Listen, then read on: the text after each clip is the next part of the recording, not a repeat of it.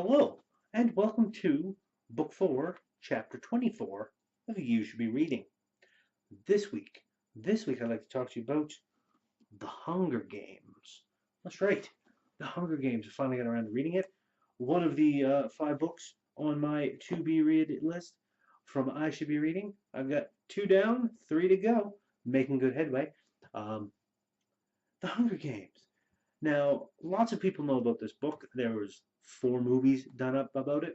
Haven't seen the movies yet. I'm going to be checking out the first one at least sometime soon. In the future, I'll be doing a big and small screens on that um, and let you know how it compares to the book. But as for the book, it is one of those books that I've had for a little while. I picked up on the recommendation of one of my friends because she has it. I ended up reading the first couple chapters while I was visiting her, and it was interesting enough for me to end up snagging the books, all 3 of them. But I never got around to reading them because by the time I got to the point where I was like, yeah, maybe I'll read them, uh, the movies had been out. I think the first 2, or yeah, I think the first 2 had at least been out. It was a big, big thing. Everybody was talking about the Hunger Games and how amazing it was. But there was a lot of other young adult dystopian things out there coming on the heels of that. Allegiant, I think, is one. The Maze Runner is another. Uh, there was like 2 or 3 others I can't even remember right now. All being made into movies. So it was all this young adult dystopian stuff was just flash all over the place. And I didn't really want to delve into that. I was like, it's been done. And maybe it has been. I don't know.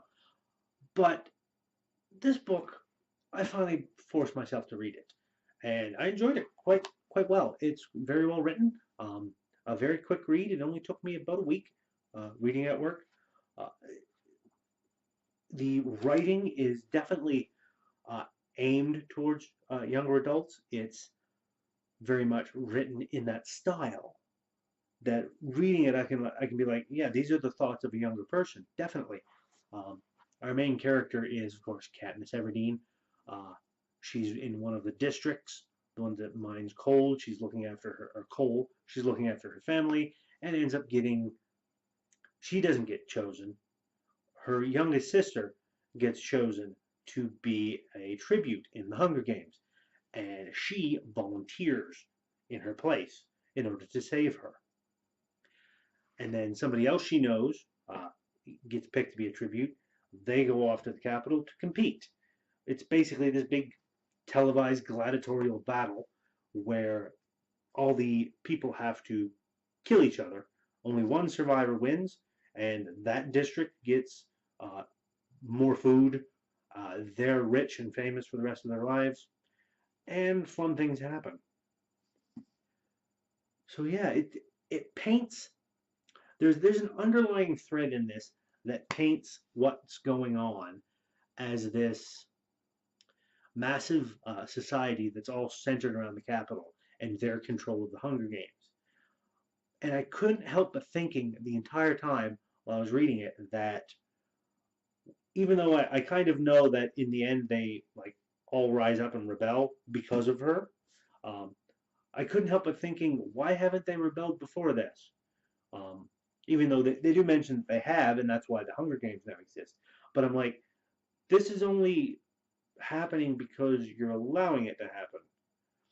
So many people they're just beaten down by the system by now, and that after a couple of generations of it being the norm, then nobody questions it anymore, and that's why. So it lays out a very bleak society, even though the rich upper crust in the capital and all the things that happen there seem disproportionately extravagant and disproportionately high tech because they manage to like heal uh, wounds like super quick with their medicine and whatnot, while other people are dying because they can't get that medicine.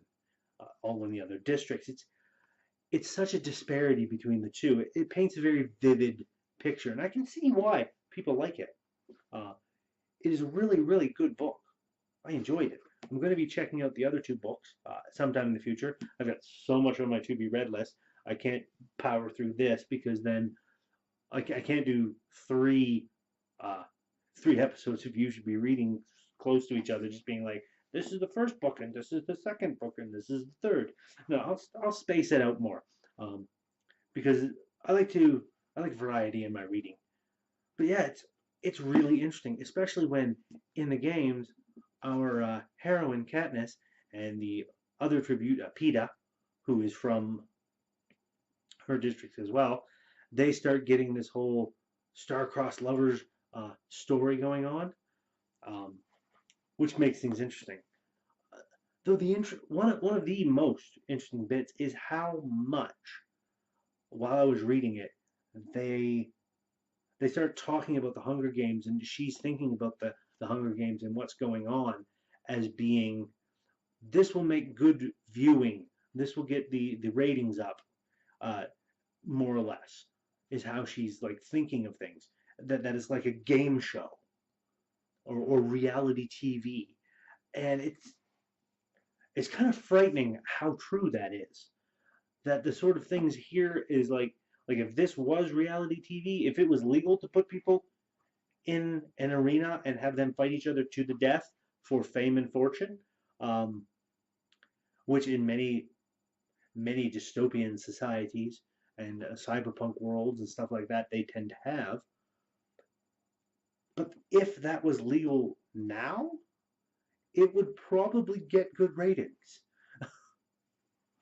because people are naturally, how to put this, people have a natural perversity to them that leads them to want to watch things that shouldn't out of fascination. Um, so it's quite interesting that this particular book has done as well as it has. I do enjoy it. I did enjoy it quite well. It was very good. The characters were quite simple, and I don't mean that in a bad way. I mean, they weren't exactly like massively complex characters because they didn't need to be. Uh, Katniss is very straightforward, very simple. She's doing it to save her little sister, and she's doing her best to survive, even though she thinks she's going to die. She doesn't grasp a lot of what's going on around her because she's young and inexperienced, but you, the reader, get to see more. And I'm kind of wondering if Miss Suzanne Collins has retconned a bit in the second book about some of the things that happen.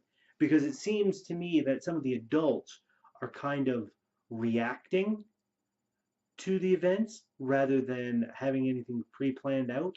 Or maybe I'm just remembering that the movies seemed to have a different tone to it than the books. I don't know. But it is worth your time to check out if you haven't checked out the Hunger Games. You really should. So I'm going to leave this episode here. As always, if you like what I'm doing, please give that like button a tap. Give that subscribe button a tap as well if you haven't already, so you can be kept apprised of when I do new videos. You should try to get at least one video a week, if not more. And throw a comment in the comment section. Have you read The Hunger Games? Have you read anything else by Suzanne Collins? Or anything in this vein you think I might be interested in? Toss me a line in the comment section. I'd love to get a discussion going with some people. And until next time, remember, you should be reading The Hunger Games by Suzanne Collins. And I'll see you next time. And don't forget, may the odds be ever in your favor.